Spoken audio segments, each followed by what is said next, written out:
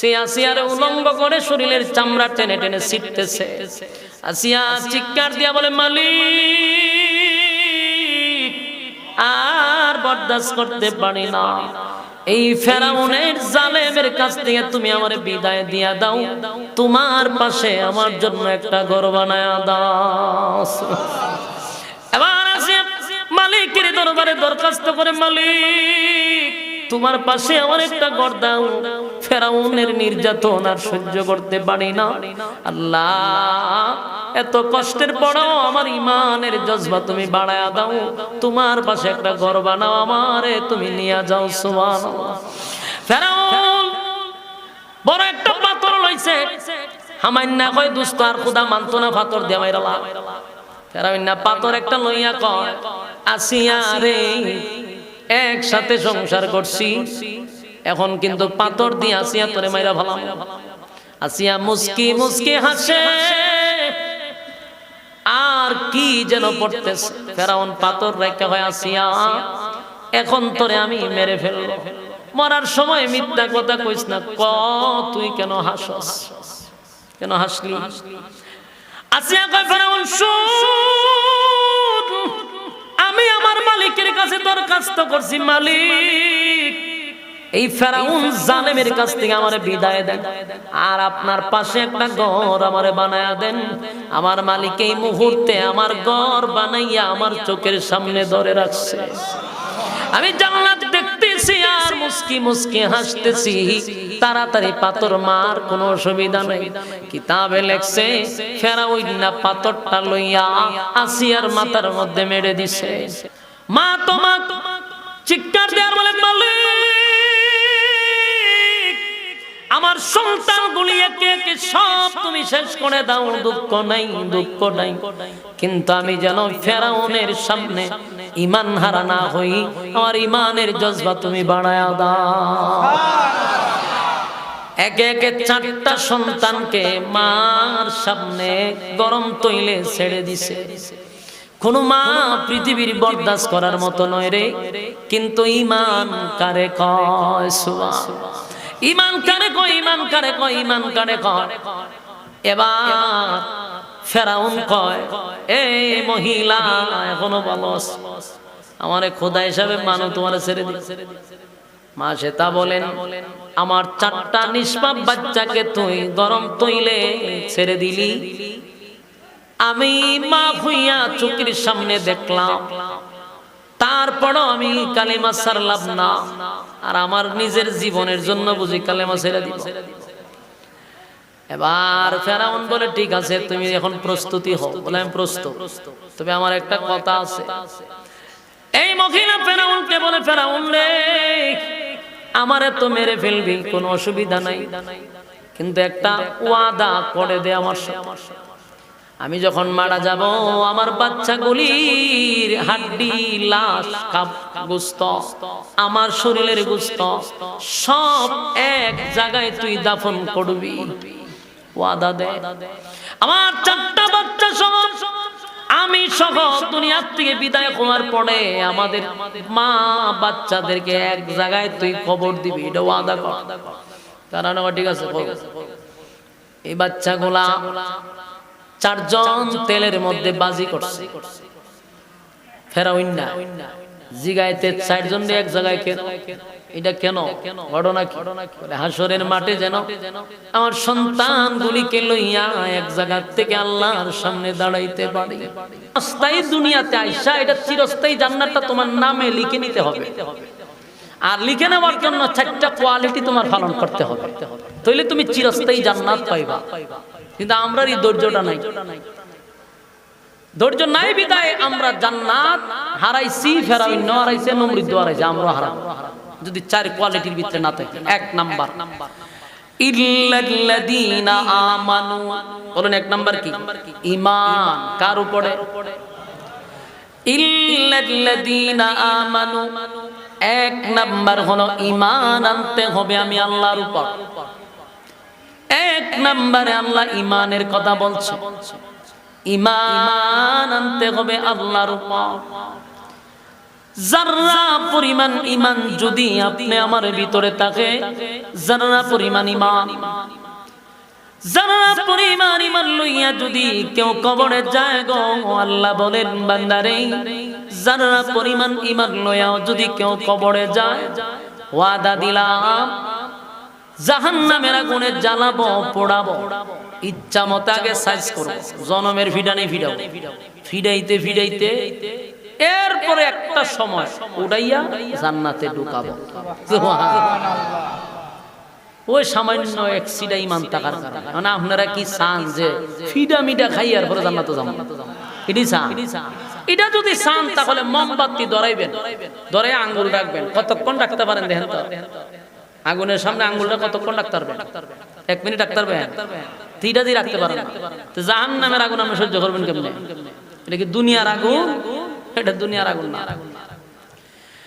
জাহান্নামের ভিতরে 1 সেকেন্ডে আগুনের তাপ সহ্য করার মতো ক্ষমতা পৃথিবীর কারণে। তাহলে চিরস্থায়ী জান্নাত যদি পেতে চাও, যাররা পরিমাণ ঈমান লইয়া কবরে গেলে চলবে না।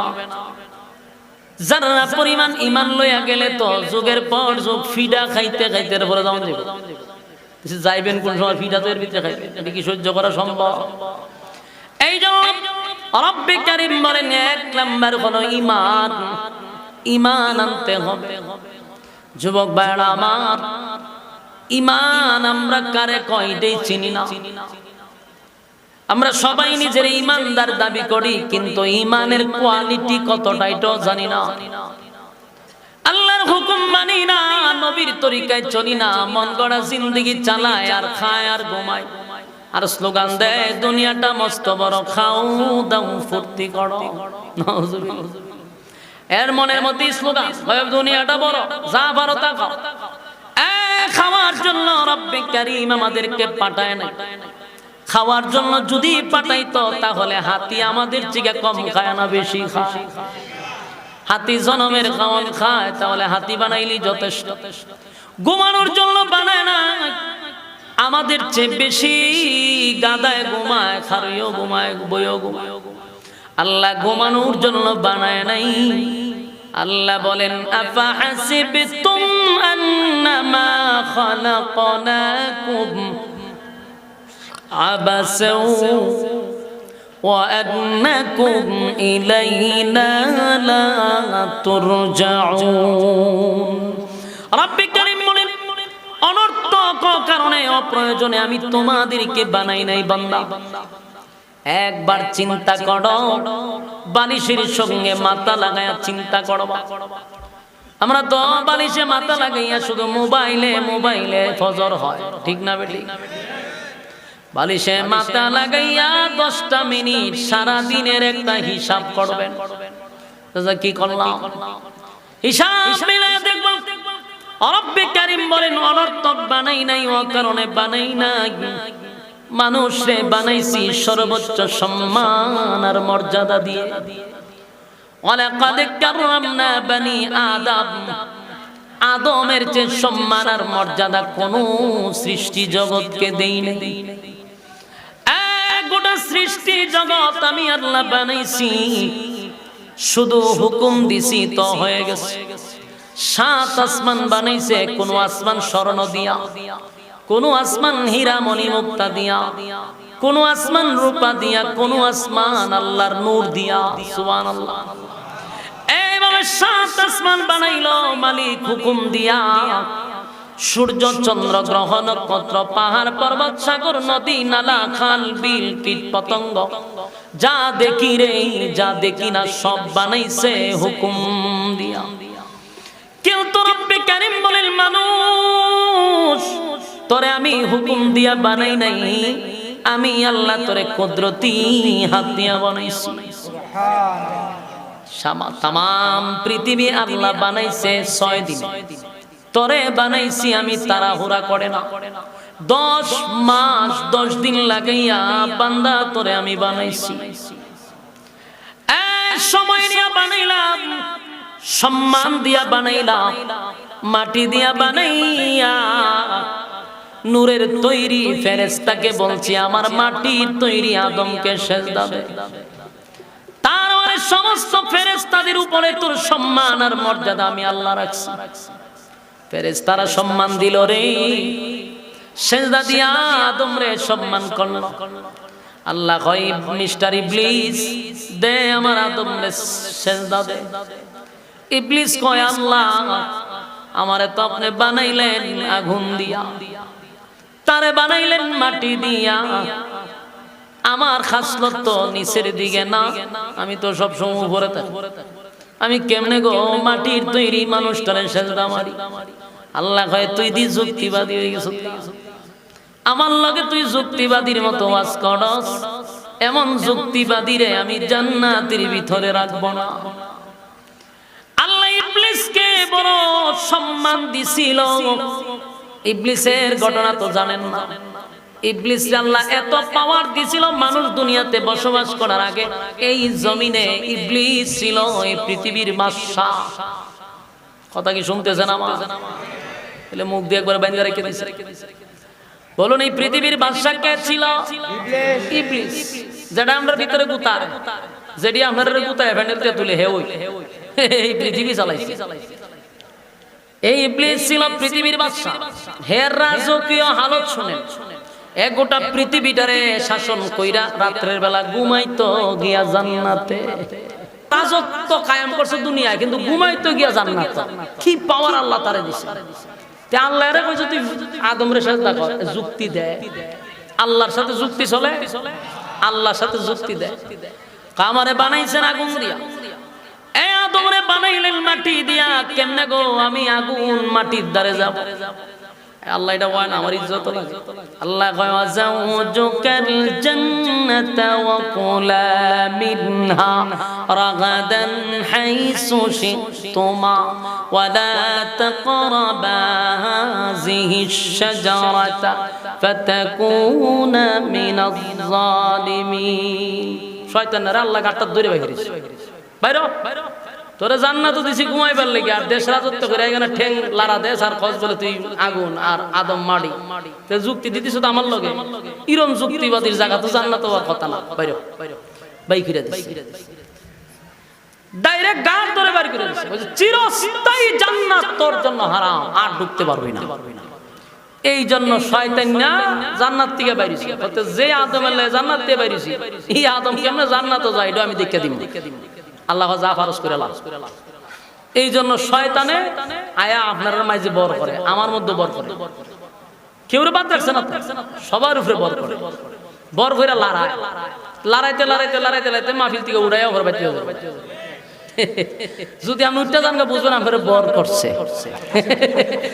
কথা কয় না, যে এটা উঠবো বুঝলেন এর বর করে লাগছে, বুঝলেন যে হোম ধরছে হেরে। আর এরে বর কইরাও এর উড়াইয়া আসতে যাবে। তুই কিছুক্ষণ আগে জানেন কতটি বর করছি, আসলে শয়তানে বর করছে।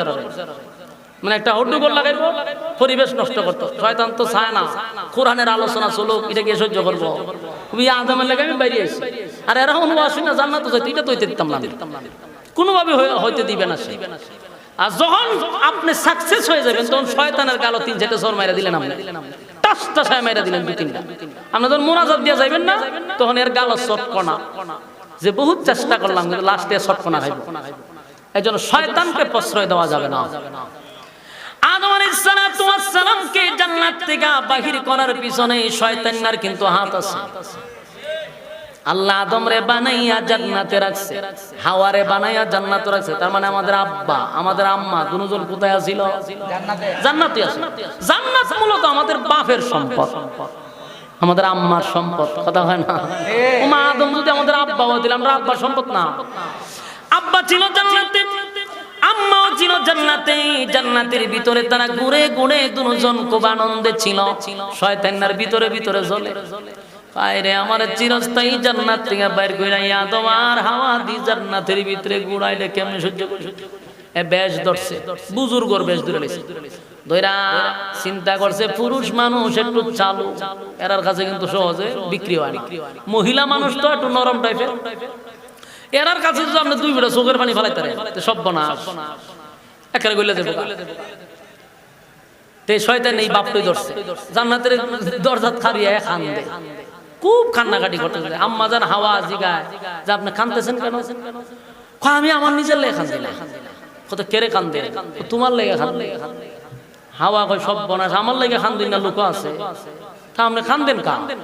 আমি কে এমনি কান্দি, দুঃখে কান্দি, জ্বালায় কান্দি, আমার দুঃখটা তো আর বুঝলা না। বলে কি তো হিসাব নেই, আমি চিন্তাতেছি তোমরা তো যাইবা গা জান্নাত থেকে। হাওয়া কয় আমরা কি করলাম, আমরা জান্নাতে যাবো কেন? না যাইবার একটা বাইল হইতেছে। কি বাই? হয় ওই যে গাছের ফল তোমরা আল্লাহ না করছে না খাওয়ার লাগে। বলে হ এটা নিষেধ। কইটা ওই মূল ঘটনা। ইটা খাইল যারা খায় এরা চিরস্থায়ী জান্নাতি হয়ে যায়, এরা আর জীবনে জান্নাতে বাড়িতে পারে না। আর এটা না খাইলে বোঝা গেল বেশি দিন থাকা যাইতো না। এর লিগে আল্লাহ না করছে তোমরা যে কোনো কৌশলে জান্নাতে বাইর করবো আল্লাহ, এই জন্য ফল খাই ফেলে দেন। আমি তো তোমরা বেতায় ব্যতীত হইয়া কান্দি। দুষ্ট লোকের হয় মিষ্টি কথা, কথা কয় না? দুষ্ট লোকের মিষ্টি কথা, এরা মিষ্টি মিষ্টি কথা কইবে। এ বুজুর্গের বাপ ধরছে কইরা কয় হাওয়া রে তোমার বেতায় ব্যতীত হইয়া কান্দি। আমি তো একা একা জান্নাতে থাকবো, সাইডে থাকবো, তোমরা রে না দেখলে আমার কলিজা ফাইটা যাইব। তাই যদি কোন রকম এই ফলটা খাইতা তাহলে তো চিরস্থায়ী জান্নাতি হয়েই যাইতা। হাওয়া তো মহিলা মানুষ, আল্লাহ বানাইছি তো আদমের বাম পাজরের হাড্ডি দিয়া নরম। মন গেছে গা বুঝলা সর্বনাশ, এই লোকটাকে আমরা লেখান কাচ্চা তো আমি চিন্তা করি না, আমরা তখন জান্নাত কত মা খাই আলাও, কষ্ট করে খাই আলাও। হাওয়ার সালাম রে বাইলটেল দিয়া সিস্টেম কইরা ফলটা ফরাইয়া নিজে হাওয়া আলাইহিস সালাম নিজে খাই দিছে। হয় তোমার স্বামীরও শরবত আকার বানায়া খাওয়াই দিও, কিন্তু দুইজন থাকতে পারো। আম্মা জান হাওয়া ফলটারে শরবত বানাইয়া আদম আলাইহিস সালাতু ওয়াস সালাম জান্নাতের ভিতর ঘুরে ক্লান্ত হয়ে আসছে বাসায়। হাওয়া সাথে সাথে একটা শরবতের জুস নিয়ে দিছে স্বামী, স্ত্রী দিছে, স্বামী খাইয়া বলেছে। খাওয়ার সাথে সাথেই দুজনের পোশাক খুলে গেছে, জান্নাতের পোশাক অটোমেটিক শরীর থেকে খুলে গেছে। প্রচন্ড প্রস্রাব পায়খানার বেগ ধরছে। জান্নাতে কিন্তু প্রস্রাব পায়খানা নাই, কিন্তু এই ফল খাওয়ার কারণে সাথে সাথে তাদের প্রস্রাব পায়খানার বেগ ধরলো, জান্নাতি পোশাক খুলে পড়ে গেল। আওয়াজ আসতে যে আদম রে করলে কি? এই ফল না আমি নিষেধ করলাম, কেন খাইলি? আল্লাহ আমি খাই নাই, আমার বউ খাওয়াইছে। হাওয়া কেমনে খাওয়াইলি? হয় আমি তো খাওয়াইছিলাম চিরস্থায়ী জান্নাতে থাকার জন্য। ওই যে বুজুর্গ আয়েশা আমরে কইয়া গেছে, যুগে যুগে এরকম বুজুর্গ আছে, এখন এরকম বুজুর্গ আছে। বাস্তব না বাস্তব? বুজুর্গ আছে। আমরা ওয়াজ করি নামাজ পড়লে জান্নাতে যাবি, সুদ খাবি না, ঘুষ খাবি না। আবার কিছু বুজুর্গ আছে নামাজ রোজা লাগতো না, খালি আমারে খালি দেখ লাও আর ছাগল লইয়া কেমনে জান্নাতে যাওয়ার এটা ব্যবস্থা।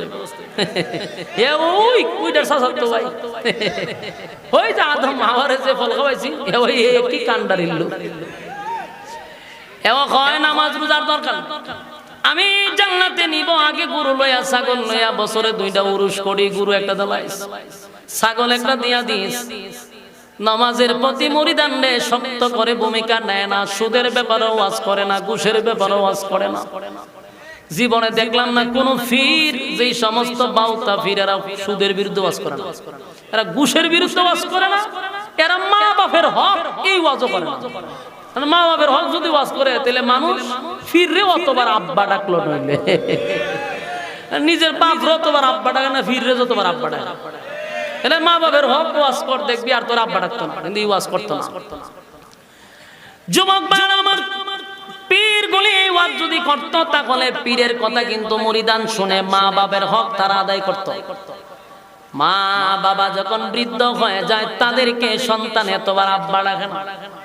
মা বাপরে বছরে 1 কেজি গোস্ত খাওয়ায় না, পীরের দরবারও আস্তা গুরু লইয়া দূর মারে। যদি ওয়াজ করত তাহলে কি গুরু যাইতো পীরের দরবার? তাহলে এটা কোন পীর? এটা ওইটার শাসত্ব ভাই, কথা বুঝতেছেন? এটাও দরবেশ আছেন, এটাও এক ধরনের দরবেশ। এই দরবেশ থেকে আল্লাহ যেন আমরা হেফাজত করে, আমিন। এবার হাওয়া আলাইহিস আলাইহিসসালাতু ওয়াসসালাম আর আদম নবীর পোশাক খুলে গেছে, আল্লাহ কয় আর থাকা যাবে না। আদম রে, আমি নিষেধ করার পর ফল খাইলি, এই ফল খাওয়ার পরে পায়খানা প্রস্রাবের বেগে ধরে, আর যেহেতু তোমাদের পায়খানা প্রস্রাবের বেগে ধরছে আর বেশি সময় থাকতে পারবা না, দুজনকে আল্লাহ দুনিয়ায় ছেড়ে দিল। এমন কি একজন রে ছাড়ছে এক জায়গায়, আরেকজন আরেক জায়গায়। 300 বছর, 350 বছর আদম নবী জমিনে খান্নাকাটি করছে। আপনারা সুবহানাল্লাহ কি বাড়ি দিয়ে কইবে? কয়দিন খানছে? আপনারা 350 বছরই খানছে। আদম নবী 350 বছর খানছে। আমি জিজ্ঞেস আপনারা কদিন খানছেন? আপনারা তো সুবহানাল্লাহ কইলেন না।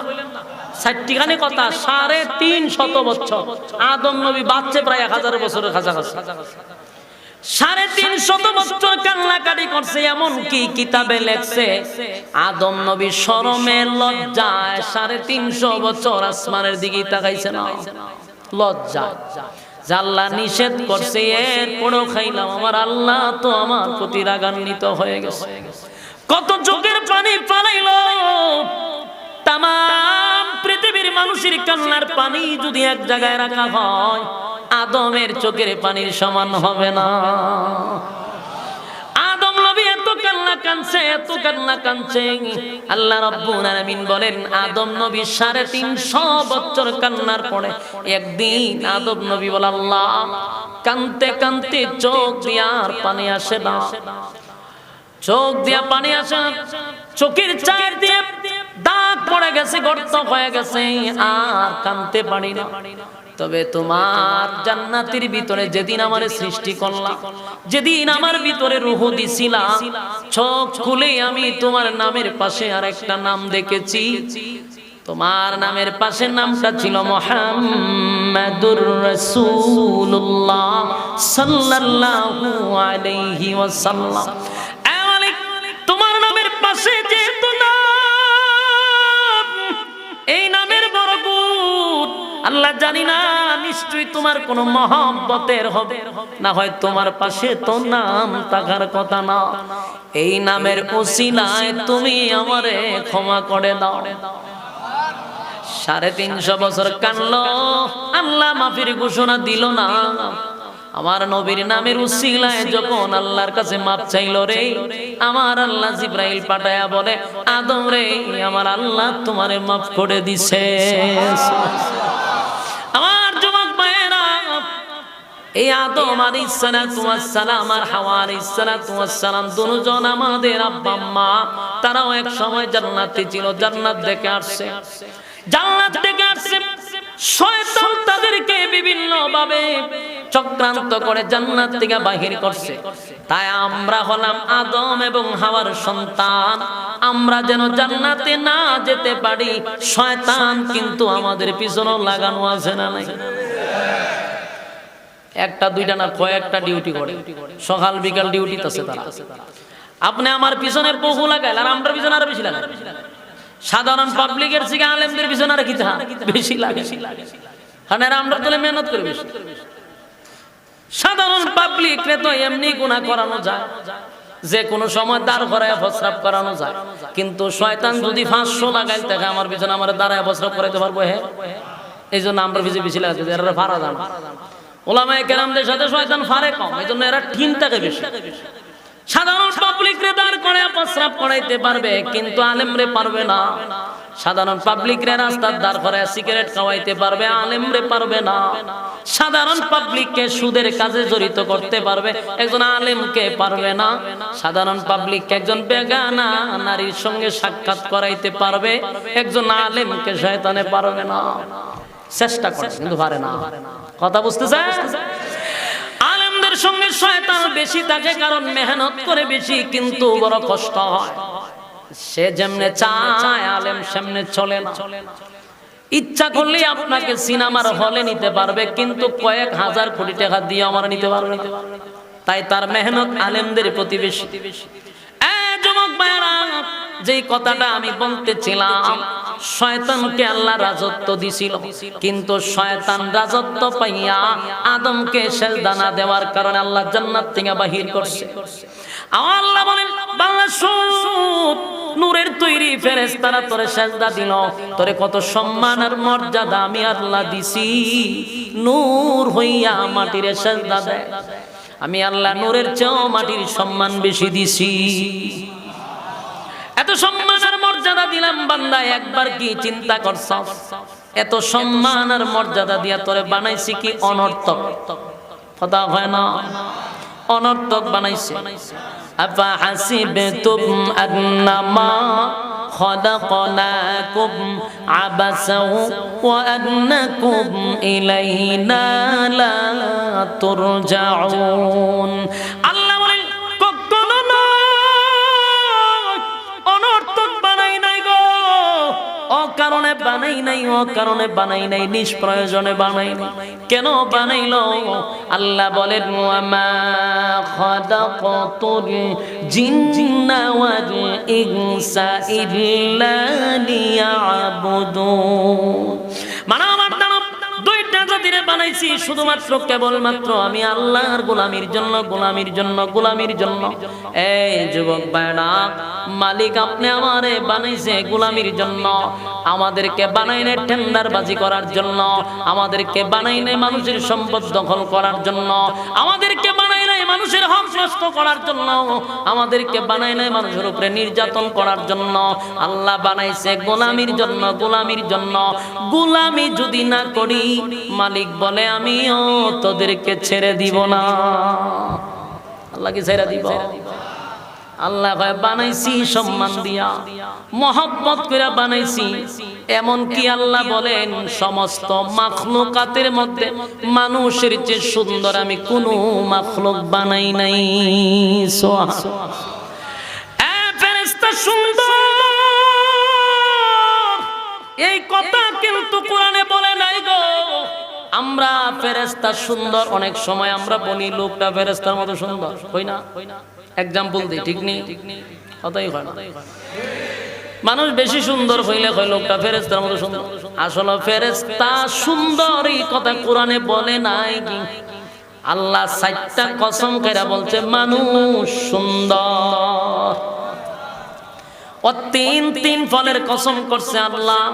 ও জাইতুন ফলের কসম করছে আল্লাহ।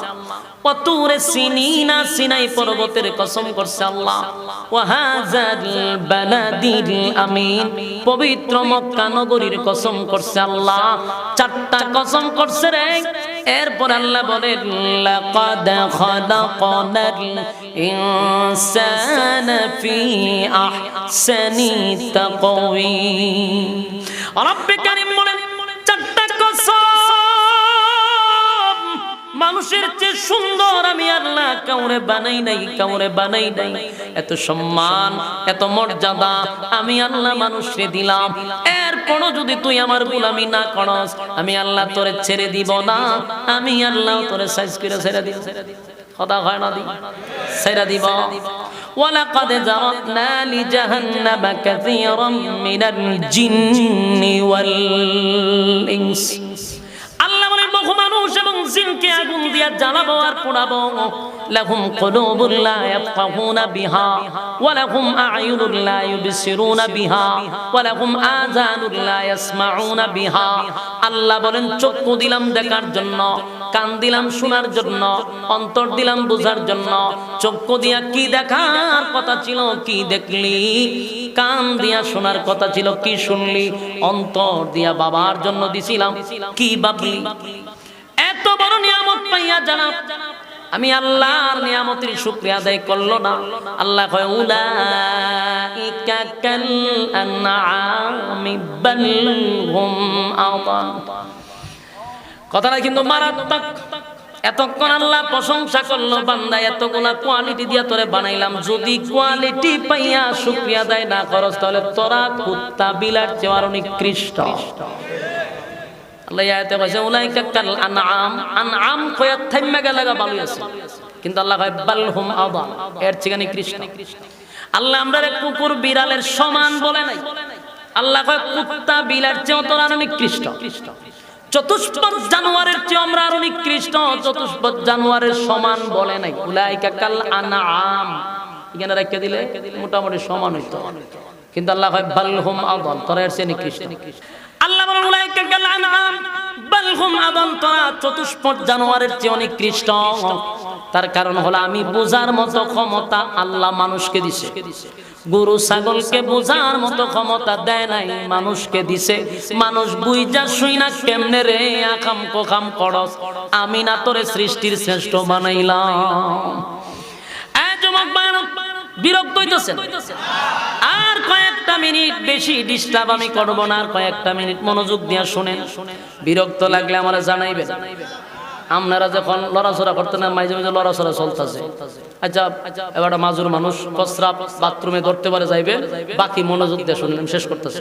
তাহলে আল্লাহ বলেন আমি সৃষ্টির শ্রেষ্ঠ তরে বানাইছি। কেন বানাইলাম? ওমা খালাকাতুল জিন্না ওয়াল ইনসা ইল্লা লিয়াবুদুন, মানব আর দানব দুইটা জাতিরে বানাইলাম ইবাদতের জন্য। ইবাদত করলি না বান্দারে, ইবাদত যদি না করো আমি আল্লাহ কিন্তু ছেড়ে দিব না। এবার আছো আল্লাহ কয় প্রথম নাম্বার হলো তুই যদি নিজের মুমিন দাবি করস, তাহলে প্রথম নাম্বার হলো ইল্লাল্লাযীনা আমানু, ঈমান যদি আনতে হয় ঈমানওয়ালা ঈমান আনতে হবে। ঈমানটা সাধারণ নয় গো, আল্লাহ বলেন এক নাম্বার হলো ঈমান। প্রথম আল্লাহ করছে কসম, আল্লাহ ইন্নাল ইনসানা লাফি খুস, আল্লাহ বলেন সময়ের কসম তোরা ক্ষতিগ্রস্ত। এরপরে মায়া দয়া বেশি হওয়ার কারণে রব্বে কারীম বলেন চারটা অপশন রাখছি। কয়টা? চারটা অপশন। এই যারা উঠতেছে সবার কি একসাথে মতো ধরছে? আমার ওয়াজ না যে হুজুরে যখন জামাতের শহীদ কইছে অন্দি সব জামাতের শহীদ যাইতেছে, ঘটনা কি তা? ধৈর্য কম, হ্যাঁ ধৈর্য কম। কারণ একটা কথাও কি মন গড়া হচ্ছে? প্রতিটা কথা আমি আপনাকে কোরআনের রেফারেন্স দিয়ে দিয়ে দিতেছি। গান গজল যদি গাইতাম মাথায় রাখতে পারতাম আমি, আমার এটা আল্লাহ ক্ষমতা দিছিল। কিন্তু গুম হারাম করেছেন কি গিচ্ছাউন বল লাগিয়া, তাহলে কেন লড়াচড়াটা করতেছে? এই লড়াচড়ায় তো মন ভেঙে লইতেছে। কোন ওয়াজ এরকম হয় না আমার, একমাত্র আপনার রেগান হইতেছে। একটা পর্যন্ত যদি বয়ান করি একটা মানুষও লড়ে না ইনশাআল্লাহ, কারণ আমি তো ফালতু কথা বলি না। আমি আননেসেসারি কথা খুব কম বলি, কাল্পনিক গল্প খুব কম বলি। কেন আপনি লড়বেন? ভাল লাগবে না কেন? আপনি মনোযোগ দিয়ে শুনে, আর কয়েকটা মিনিট বুঝতে পারছি। আপনারা আমারও সহজ করে দিতেছেন, আমি শেষ করতেছি। বসে এক নাম্বার গান ইল্লাল্লাযীনা আমানু, এক নাম্বার শর্ত হইল ঈমান। প্রথম ভূমিকায় বলছিলাম কয়টা কোয়ালিটি ইয়াদ আছে তো? এক নাম্বার হলো ঈমান। আল্লাহ কয় ঈমান যদি আনো, নিজের যদি ঈমানদার দাবি করো, আমি আল্লাহ তুমি যে ঈমান আনছো আমিও তোমার ঈমানের পরীক্ষা নিব। আমার যুবক ভাইরা আল্লাহর কসম করে বলি, নিজের যদি ঈমানদার দাবি করেন, ঈমানদার যদি দাবি করেন, ঈমানদার যদি দাবি করেন, ঈমানের পরীক্ষা আপনার উপরে হবে, এর মধ্যে কোনো সন্দেহ নেই।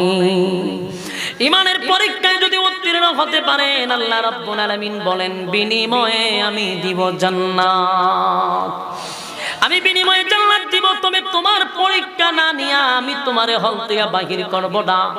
এতে পরীক্ষায় কি রেজাল্ট করছো এটা পরকালে আমি বাহির করব।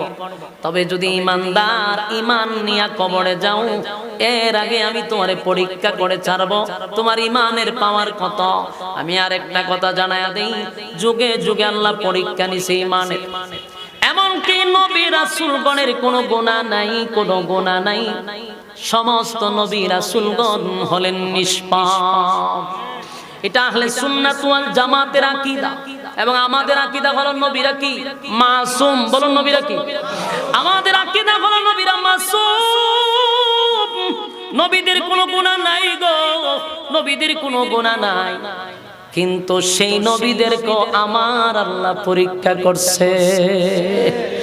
নবীরা মাসুম হওয়া সত্ত্বেও যদি পরীক্ষা করে, নরসিংদীর বাইরা একটা বার কি নিজেরে প্রশ্ন করছেন? নবীরা তো গুনাহ করলো না, নবীরা মাসুম, তাদেরকে আল্লাহ পরীক্ষা করলো। আমরা নিজেরে যদি মুমিন ইমানদার দাবি করি, আমার আল্লাহ কি বিনা পরীক্ষায় জান্নাত দিবে? যুগে যুগে যুগে যুগে পরীক্ষা নিছে রে। এমন কি আমার আল্লাহ বলেন ইমানের পরীক্ষা সবাইকে দিতে হবে? সাধারণ একজন মহিলার কথা শোনাই, ইমানের কত পাওয়ার, ইমানের কত পরীক্ষা। আপনারা ফেরাউনের নাম শুনছেন। ফেরাউন ভালো ছিল না খারাপ ছিল? ফেরাউন পৃথিবীর মধ্যে সবচেয়ে নিকৃষ্ট একটা প্রাণীর নাম হলো ফেরাউন। এই ফেরাউন এত জালেম, নিজের খোদা দাবি করত। কি দাবি করত? নিজেরই বলতো আমি খোদা, আমি খোদা। আমারে খোদা না মানলে যে মানতো না তারে শুলিতে ঝুলায় মারত। আর ফেরাউন এত নিকৃষ্ট ছিল যে ৯০,০০০ নবজাতক শিশুরে সে জবাই করছে। এত বড় নিষ্ঠুর ফেরাউন। সেই ফেরাউন এত বড় জালেম ছিল, কিন্তু ফেরাউনের গড় আল্লাহ মুসা নবীরে লালন পালন করছে। কারণ ফেরাউন মুসা নবী যেন দুনিয়ায় না আসতে পারে, এই কারণে নবজাতক শিশু ৯০,০০০ জবাই করছে। আল্লাহ কয় রাখে আল্লাহ মারে খে, ঠিক না? মুসা না আসার জন্য ৯০,০০০ নবজাতক শিশু মারলি। আমি আল্লাহর সিদ্ধান্ত হলো তোর খাওয়াইয়া তোর ফরাইয়া আমি মুসারে তোর ঘরে লালন পালন করব।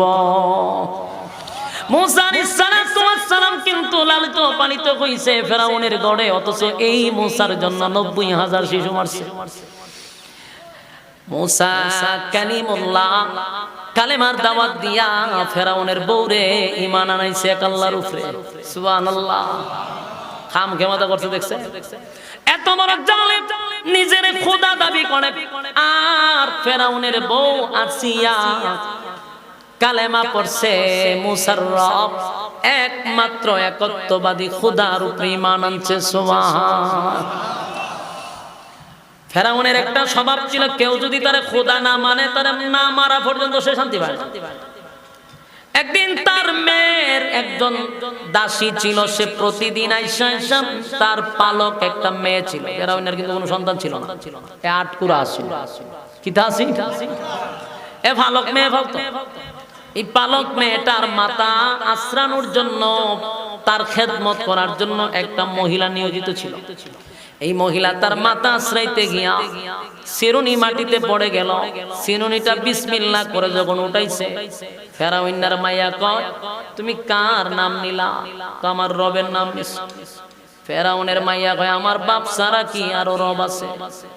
কয় আমি যেই রবের উপরে ঈমান আনছি সেই রব মুসার রব, সেই রব আমার রব, সেই রব তোমার বাপেরও রব। ফেরাউনের মাইয়া তো মেজাজ গেছে গরম হয়ে, আমার বাবা ছাড়া যদি খোদা থাকে তাহলে আমার বাবারে জিগানো দরকার। ফেরাউনের কাছে গেছে গিয়ে কয় আব্বা আমাদের ঘরে যে মহিলাটা থাকে, আমাদের কাজের মহিলা, সে বলতেছে আপনি ছাড়াও নাকি তার আর একটা রব আছে। ফেরাউনে কয় তোমার কাজের মহিলারে ডাক দাও। মহিলার সামনে হাজির করলো, কিরে তুই নাকি আমারে সারা অন্য কাউরে খোদা মানস? বলে আমি তো খোদা মানি মুসার আল্লাহরে। সুবহানাল্লাহ। ফেরাউন কয় আমারে খোদা মানস না? বলে না, তুই কোন অ্যাঙ্গেলে খোদা হতে পারস না, তুই একটা জালেম, তোর মতো জালেম খোদা হতে পারস না। ফেরাউনের সান্দি গরম হয়ে গেছে। ফেরাউন হয় হামান্না রে, দেখছত নি বন্ধু আমার সামনে দাঁড়াইয়া আমারে অপমান করছে। ও সাইজ করে লাইছি। মাসি তার 4 জন ছেলে মেয়ে ছিল, ওই কাজের মহিলার 4 জন বাচ্চা ছিল। হামান্নার বুদ্ধিতে কয় ডাইরেক্ট মারিস না, তার 4টা বাচ্চারে আইনা তার সামনে মেরে ফেল, দেখবে ভয়ে কালেমা পড়বে। ভয়ে কালেমা বাদ দিয়া তোরে খোদা মান। এই কাজের মহিলার 4 জন বাচ্চা ছিল, 13টার 2 আনছে। এন্না কয় এই মহিলা তোমার চোখের সামনে আমি তোমার বাচ্চাগুলাকে একে একে মেরে ফেলবো, এখনো ভালো আছে, আমারে খোদা হিসাবে মেনে নাও। মহিলা কয় আমার বাচ্চা কেন, আমিও 10 বার আল্লাহর জন্য জীবন দিতে পারি, তারপরও রবের কালেমা ছাড়ব না। এটা নাম হলো ঈমান। ঈমান কারে কয়? এই নরসিংদীর ভাইয়েরা, আমি কথাটাই আপনাদেরকে বুঝাইতে চাই, যারা ঈমানের দাবি নিয়ে বসে আছে, আল্লাহর কসম, ঈমানদারকে ঈমানের পরীক্ষা না করে আল্লাহ কবরে নিবে না। যাদের পরীক্ষা নাই বুঝবেন ঈমান দুর্বল, এই দুর্বল ঈমানে আল্লাহ পরীক্ষা নেয় না। যত বড় ঈমানদার তত বড় পরীক্ষা। আল্লাহ ওই মহিলার পরীক্ষা নিয়ে নিছে। তার সামনে ফেরাউন কত বড় জালেম ছিল। ফেরাউনরে মানুষে বলতো পেরাক ওয়ালা ফেরাউন, ও ফিরাউনা জিল আউতা। ফেরাউনের কি তা কইতো? পেরাক ওয়ালা ফেরাউন। এ ফেরাক মারতো মানুষ। ওই ফেরাউন প্রচন্ড গরম তৈলের মধ্যে বাচ্চাগুলারে একটা প্রথম ছেড়ে দিচ্ছে, ফুটন্ত তৈলের মতো। মার সামনে বাচ্চার দুধ তৈলে ছাড়ে। চিন্তা করছেন বিষয়টা? হাড্ডি আলাদা, গোশত আলাদা হয়ে গেছে। ফেরাউন ওয়াদা রাখছে, 4 জনকে এক জায়গায় খবর দিছে, এই যুবক ভাই ঈমান ছাড়লো না। ফেরাউন মারার পরে দৌড়ায়া গেছে আসিয়ার কাছে, গিয়া কয় আসিয়া গো, ঘরের কাজের মহিলাটা আমারে খোদা মানে নাই, এইজন্য তারে সাইজ করে লিছে। আসিয়া কয় আমি শুনছি। কয় দেখছো কত বড় বেয়াদব? কয় বেয়াদব না, সে জান্নাতের পাগল, আল্লাহর তরি জান্নাতে গেছে, আনন্দে গেছে, অসুবিধা। তুই তো জালেম, তোর কোনো মায়া দয়া আছে? ফেরাউন না হয় তুমি কি হের মতোই দি কথা কও? ওমা তুমি না খুদার বউ? খুদি আমি খুদা হইলে তুমি খুদার বউ?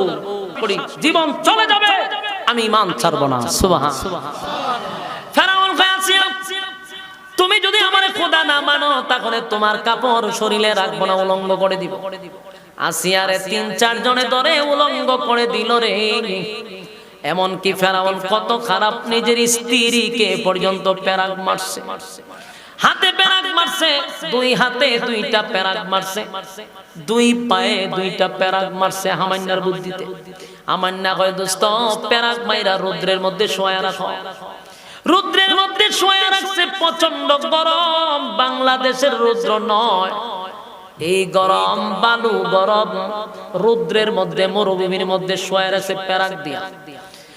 এরপরে কতক্ষণ পরে ফেরাউন দৌড়ায় যায়, আসিয়া গো এখনো ভালো আছে, আমারে খোদা মাইনালা ছেড়ে দিব। আসিয়া বলে জীবন চলে যাবে, খোদা তোরে মানব না, ঈমান আনছি এক আল্লাহর উপরে। সুবহানাল্লাহ। বারবার ফেরাউন দৌড়ায়া যায়, কিন্তু আসিয়া আল্লাহ আল্লাহ আল্লাহ বলে ডাকতেছে। ফেরাউন কয় বন্ধু আমার বউ আমারে না ডেকে আল্লাহরে ডাকে। কয় আসিয়ারে ফেরাউনের বুদ্ধি দিছে, আসিয়ার শরীরের চামড়াগুলি টেনে টেনে তুলে ফেল। নাউজুবিল্লাহ। চামড়াগুলি তুলে ফেলো, তাহলে দেখবা সহ্য না করতে পেরে তোমারে খোদা মানবে। হামান্নার বুদ্ধিতে ফেরাউন কত বড় নিকৃষ্ট। নিজের স্ত্রী হাসিয়া সাধারণ কোন মহিলা ছিল না রে। পৃথিবীর মধ্যে 4 জন মহিলা, 4 জন মহিলার মধ্যে আসিয়া একজন মহিলা জান্নাতের সুসংবাদ দুনিয়ায় পাইছে। সুবহানাল্লাহ। আসিয়া সাধারণ কোন মহিলা নয়, কিতাবে লেখছে আসিয়া বিশ্ব সুন্দরী ছিল। সুবহানাল্লাহ। এত সুন্দরী ছিল, বিশ্ব সুন্দরী ছিল। তখনকার যুগের সবচেয়ে সুন্দর আসিয়া ছিল।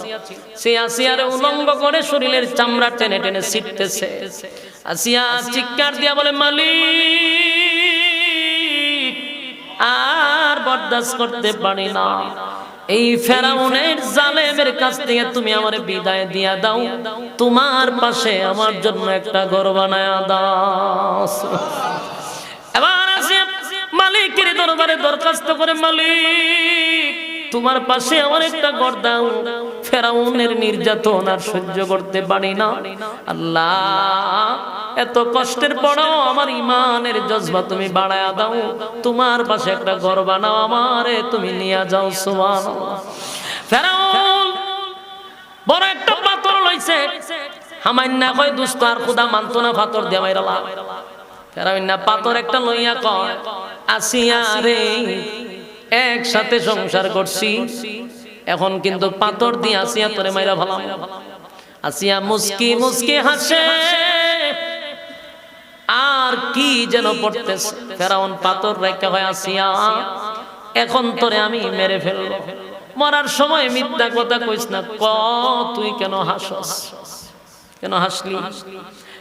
আসিয়া কয় ফেরাউন শুন, আমি আমার মালিকের কাছে দরখাস্ত করছি, মালিক এই ফেরাউন জালেমের কাছ থেকে আমারে বিদায় দেন, আর আপনার পাশে একটা ঘর আমারে বানায়া দেন।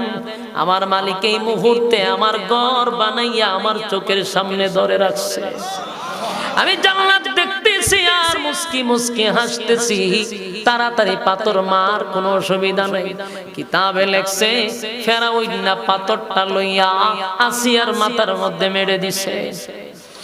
এরপর ঈমান দেয় নাই গো আমার যুবক ভাইয়েরা, মুরব্বী বাবারা, যুগে যুগে যুগে নবী রাসূল থেকে নিয়া, মহিলা সাহাবীদেরকে নিয়া, এবং কি নবীর যুগে বহু নবীদেরকে নিয়া কেউ ইমানের পরীক্ষা থেকে বাদ পড়ে নাই।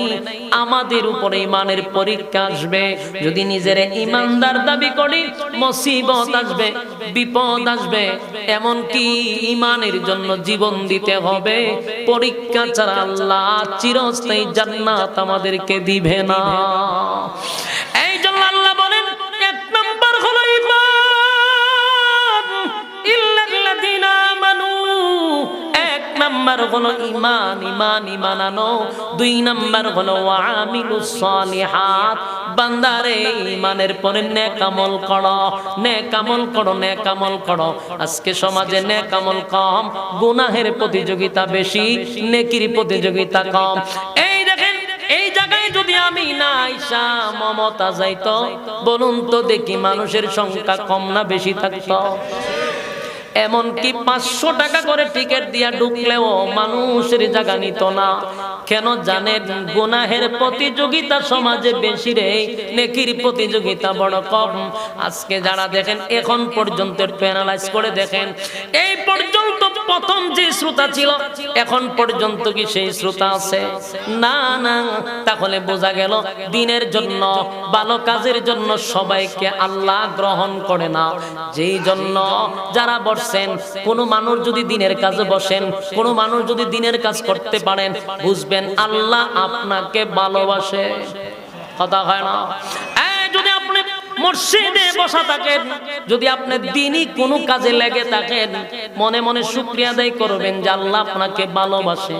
ভালো যদি না বাসতো এখানে না বসাইয়া গানের মঞ্চে বসায়া রাখতো, ভালো যদি না বাসতো খারাপ কাজে লাগায়া রাখতো। আল্লাহ ভালোবাসে বিদায় এখানে বসায়া রাখছে রে।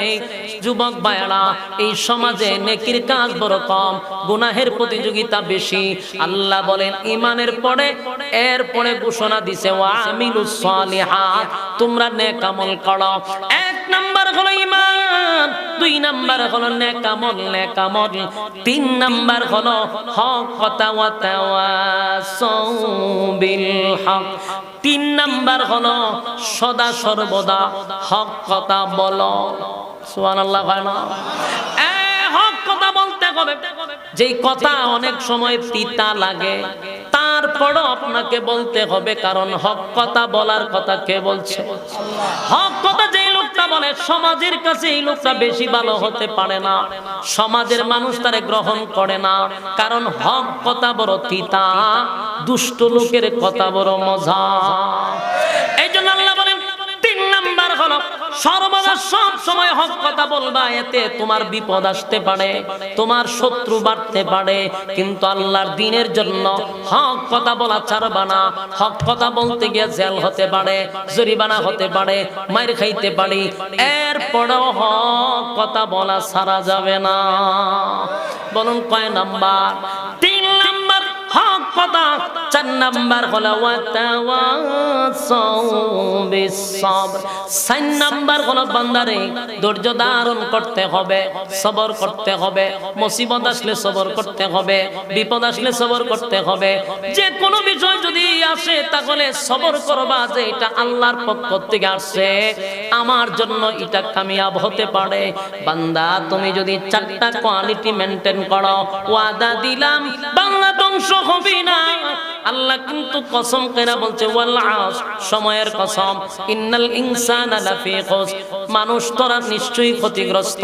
4টা অপশন দিয়া বলে যদি 4টা কোয়ালিটি মেইনটেইন করো, 1 নাম্বার হলো ঈমান, 2 নাম্বার হলো নেকামত, 3 নাম্বার হলো হক কথা, 4 নাম্বার হলো ধৈর্য। আমার যুবক ভাইরা, 4টা কথা যদি দিলের কান লাগায় শুনে থাকি আর 4টার উপরে যদি আমল করি, আল্লাহর কসম আমরা ক্ষতিগ্রস্ত হব না। 4টা কারা কারা মানবেন? 2টা হাত তুললা দেখায়া দেই। লিল্লাহি